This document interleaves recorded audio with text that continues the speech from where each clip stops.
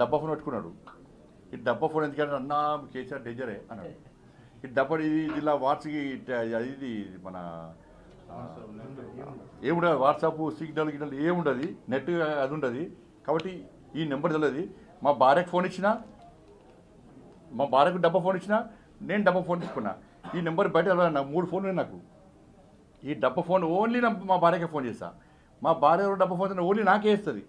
అంటే గంత భయానక అప్పుడు.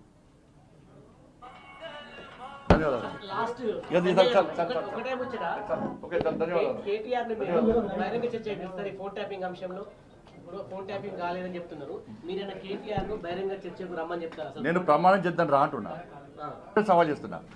అదే సవాల్ నోటీసుల ద్వారా కుటుంబ సభ్యులు అందరూ రాజకీయ నాయకుడు అయి ఉండి ప్రమాణం చేసి ధైర్యంగా ఎదుర్కోలేము. నీ కుటుంబ సభ్యులు అందరితో వచ్చి ప్రమాణం చేయి. నువ్వు చేసిన సవాల్ చేస్తున్నావు.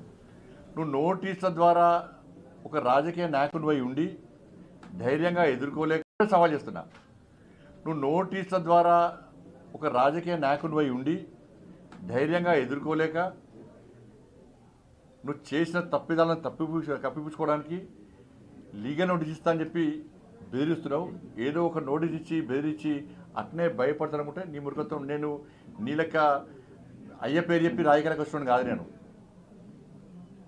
తెలంగాణ ఉద్యమంలో ఎవరో చేస్తుంటే పోయి మధ్యలో జెండా పెట్టి కంకులు కాల్చే కాడ ఫోటో దిగి, దోశలు వేసే కాడ ఫోటో దిగి, చాయ్ హోటల్లో పోయి ఫోటో దిగి, మధ్యలో జెండా జేఎస్ఎల్ మీటింగ్ పెట్టి మధ్యలో జెండా పెట్టి రాజకీయ నాయకుడు అనేటువంటి వ్యక్తిని కాదు. నేను చిన్నప్పటి నుంచి ధర్మము దేశము అన్నటువంటి ఒక ఆలోచనతో, ఒక జాతీయవాద భావజాలంతో, ఒక హిందూ ధర్మరక్షణ కోసం పాటుపడుతూ హిందూ సమాజాన్ని సంఘటితం చేస్తూ అనేక ఉద్యమాలు చేసి అనేక కేసులను భరించి అనేక సార్లు జైలుకు పోయి పోలీసుల దెబ్బలు తిని వచ్చినటువంటి వ్యక్తి నేను. మా నాయన పేరు చెప్పో, మా తాత పేరు చెప్పో నేను వచ్చిన వ్యక్తి కాదు. నీకు నాకున్న తేడా అది. నేను ఒకటే సవాల్ చేస్తున్నా. చలో, ఏ గుడి కంటే ఆ గుడికి నా కుటుంబంతో సహా వస్తా, భార్య పిల్లతో సహా వస్తా.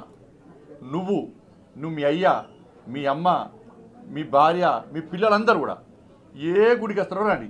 మేము ఫోన్ ట్యాపింగ్ చేయించలేదు. ఫోన్ ట్యాపింగ్ నాకు నీకు సంబంధం లేదు.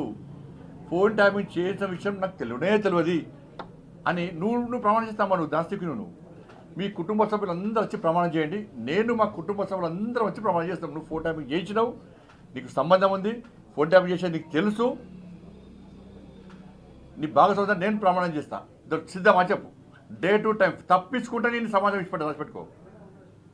నేను నిరంతరం ప్రశ్నిస్తూనే ఉంటా ఈ విషయంలో. ఏ టెంపుల్కి వస్తావు? నీకు మా టెంపుల్ మీద నమ్మకం లేకుంటే మసీద్ అంటావా, చర్చ్ అంటావా, నీ ఇష్టం.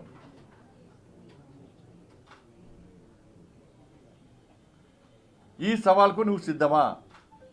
నేను రెడీ. మా భార్య పిల్లలతో సహా కుటుంబ సభ అందరం వస్తాం. మేము ప్రమాణం చేస్తాం. తడి బట్టలతో కూడా ప్రమాణం చేయడానికి సిద్ధం. నువ్వు రెడీయా చెప్పు. నువ్వు మీ కుటుంబ సభ్యులు మీ నాయనతో కూడా మాట్లాడు. ఒక్కరోజు ఫామ్లోకి బయట రమ్మను.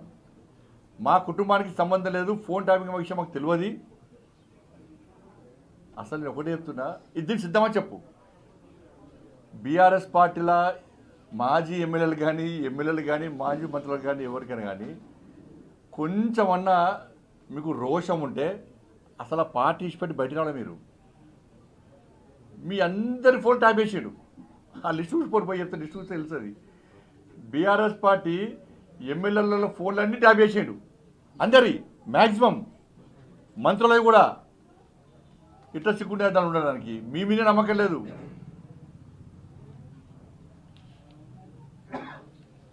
నీ కూడా పంపిస్తా, అది పంపిస్తా అని చెప్పి ఇవాళ నా ముందట మాట్లాడితే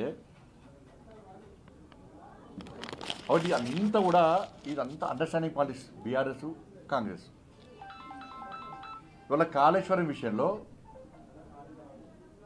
అసెంబ్లీ ఏర్పాటు చేస్తామంటే ఏం అవసరం అంటున్నా. గతంలో కేంద్ర ప్రభుత్వం విజిలెన్స్ రిపోర్ట్ ఇచ్చింది.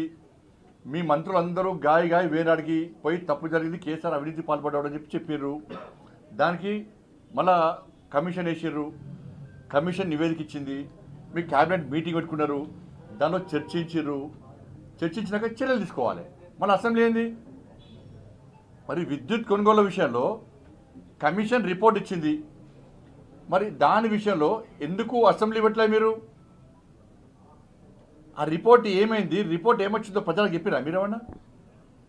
దాని మీద చర్చ ఎందుకు జరగలేదు? అయిపోయా, ఢిల్లీ పోయి పైసలు పుట్టినాయి.